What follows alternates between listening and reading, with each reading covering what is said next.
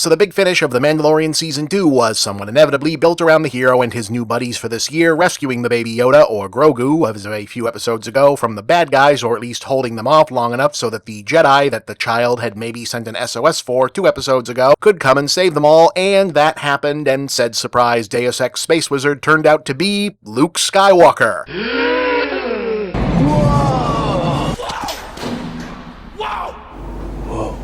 Digitally deep-faked all the way to his Return of the Jedi era age and appearance, kicking all kinds of ass at full Jedi power in a way we never really got to see him do for real after the original trilogy, outside the pages of mostly terrible extended universe stuff, and then doing some hood off, showing off the effects integration scenes that looked really expensive.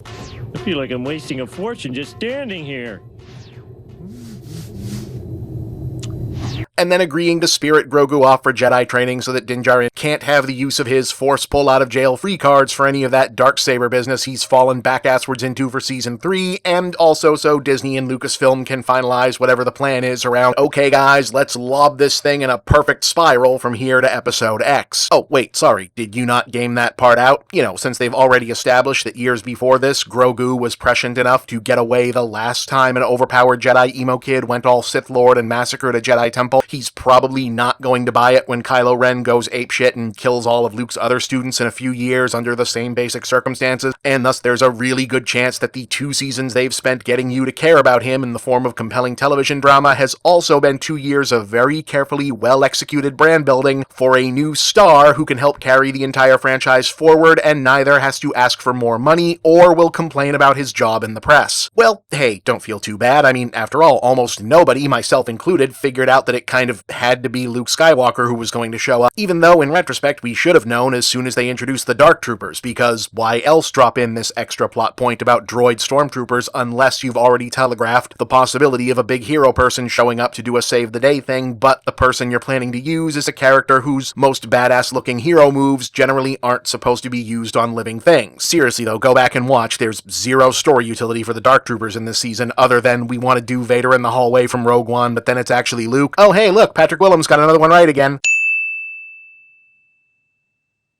But we can't actually have Luke just slaughter a bunch of guys, even if they're stormtroopers, so let's do the robots from Dark Forces. That'll be a fun reference. In any case, I thought it was fine, fun, charming. I smiled, got some emotions when the helmet came off again. Good episode. I mean, was that aspect of it gratuitous fan service? Sure, but I mean, it's The Mandalorian, a show with the episodic plot structure of a single-player video game wherein Pedro Pascal travels to different Star Wars playsets and introduces the newest popular cute Star Wars character to various other popular Star Wars cool characters, and they have action battles about it, and more often than it needs to, the action battles are well written and directed significantly above the level of quality they need to be because, well, honestly, at this point, the industry is increasingly well stocked with a generation or two of sincerely talented filmmakers who see doing a Star Wars, or a Marvel, or whatever, as something to commit their real, genuine, earnest effort and craftsmanship to, and because Disney is willing to spend just a ton of money on it. But yeah, I dug it. It worked for me. On a very base level, it was cool to see classic Luke again in this context. I think the performance of it was perfectly in keeping with where we saw him last in Return of the Jedi, and fits in just fine with where we'll see him again in The Last Jedi, so no, this doesn't feel like a retcon or the beginning of one to me. I mean, if anything, one could argue we're now seeing an in-universe early kickoff to themes like there being an asterisk on that last title, i.e. Return of the Jedi, who clearly have learned jack shit from the whole Anakin Skywalker fuck-up, and women saying, please don't do a thing, and people doing a thing anyway, and it not turning out well. And also, I kinda like how it functioned as a bit of misdirection away from the major dump of Season 3 complications that the big ending shootout dropped on everyone else's heads, such as Din, who only just found out that what he believed was the entirety of being a Mandalorian is actually just one strict fundamentalist sect, and that they instead come in all different flavors, and he's apparently now locked into some kind of internecine Chronicles of Riddick throne succession politics on Mandalore because he picked up a thing no one told him the special dumb religious rules about. Good luck with that. Guy whose apparent fate is getting pinballed around the Star Wars universe by everyone else's problems. We still don't know why Moff Gideon and the Empire wanted Grogu's DNA in the first place. Everyone assumes it's about the Emperor or Snoke, but still unanswered. He also didn't seem 100% concerned about letting Grogu leave. Maybe that really was a bluff, or has he done something to the kid we don't know about? Moff Gideon also tried to kill himself. That implies there's someone else in charge of all this. Who is it? Plus, thanks to the post-credits, we now know Boba Fett gets a show, which I never thought I'd be on board for. We'll circle back to that, and earlier in the season, we got teased and then confirmed Ahsoka is getting a show, so all that's waiting to happen too. On the other hand, I know a lot of people are kinda divided about this one. Film and TV writer Matt Zoller Seitz articulated the most common and obvious knock against the whole concept of the Luke ending, which is, it's disappointing that the series has been so refreshing in getting us out of the franchise's constant need to make everything somehow revolve around not just the one central Jedi-Sith, good, evil, light, dark, whatever conflict, or even just a handful of characters from the first movies, but this one family tree that it just needs to connect to everything to satisfy the bookkeeping fetishism of the most dedicated sort of high-spending fans. So it's disappointing to see them go back to that well yet again at this point, at a big conclusion nonetheless. Oh, and doing it this way specifically feels like a letting the babies have their bottle thing for people who are still all pissy about The Last Jedi and all of that. And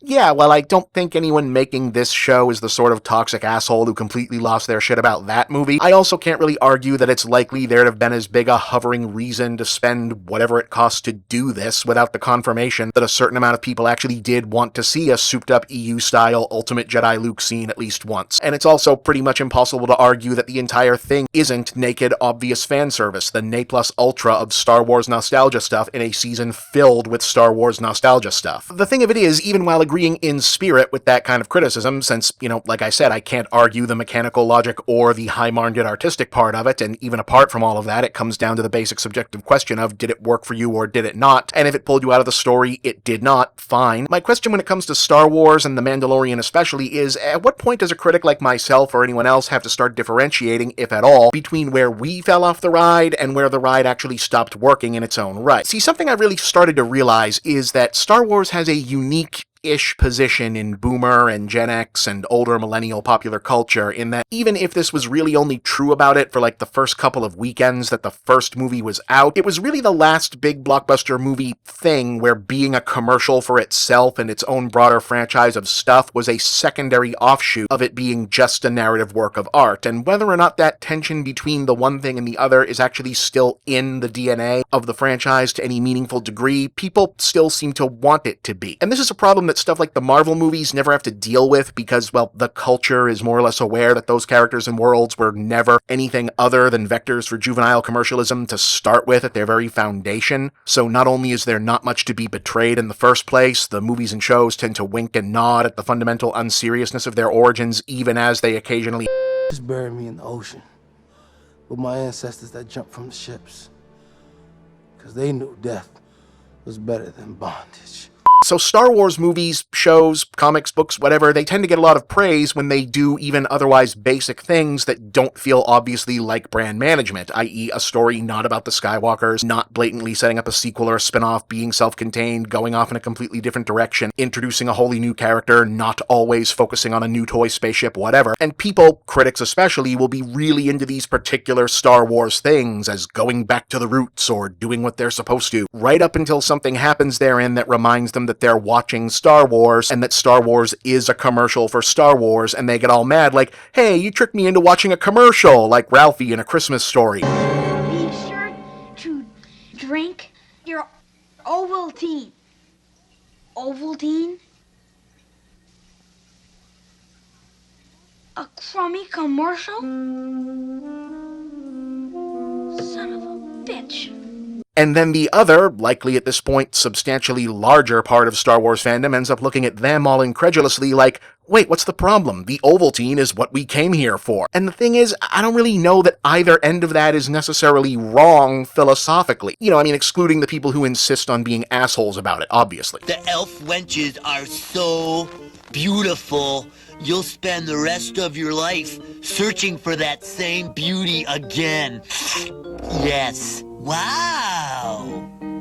You're an idiot. For me, at this point, it's about where you jump off these things, but also about interrogating honestly why you jumped there and not somewhere else along the line, because there's a point at which it starts to feel arbitrary, extremely subjective, or both, i.e., okay, the star of Star Wars being the guy Grogu calls for a ride is too much fan service. Alright, if that's your line, fair. But it's not exactly the only fan service. You're watching The Mandalorian, aka Star Wars fan service, the series. Like, for all the praise afforded to it for striking out on its own a lot of the time, the reason Mando isn't isn't connected to anyone else at first is so he can more easily get dropped into any Star Wars situation full of Star Wars merchandisable stuff conceivable. Hell, Mandalorian itself, the word, was just the name for Boba Fett's armor until they started adding lore and mythology onto it, and they only did that because Boba Fett became accidentally interesting because he was cool-looking and mysterious, and the infamous controversy over safety regulations for sending away on his action figure eventually made it incongruous that he never actually did anything cool in the movies, and the fandom has been trying to will him into relevance for decades since. Seriously, his showcase this season is the first time he's ever been canonically actually cool, and it's entirely because the writers, Robert Rodriguez and Tamura Morrison, basically created a whole new actually cool guy from the ground up and put the armor on him. Nicely done. I mean, I never thought I'd actually give a shit about Boba Fett, but yeah, I'll watch that show. I mean, outside the parameters that I'd probably watch it anyway because,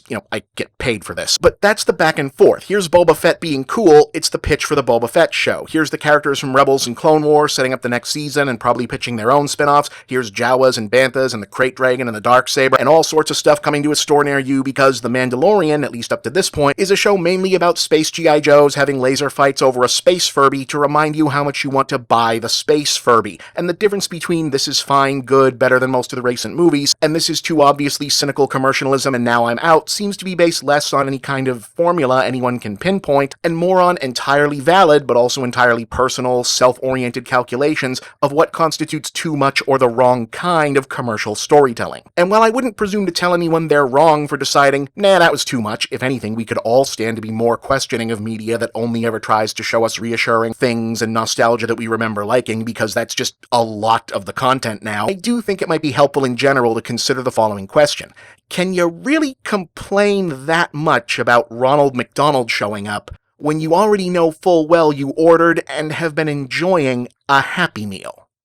I'm Bob, and that's the big picture.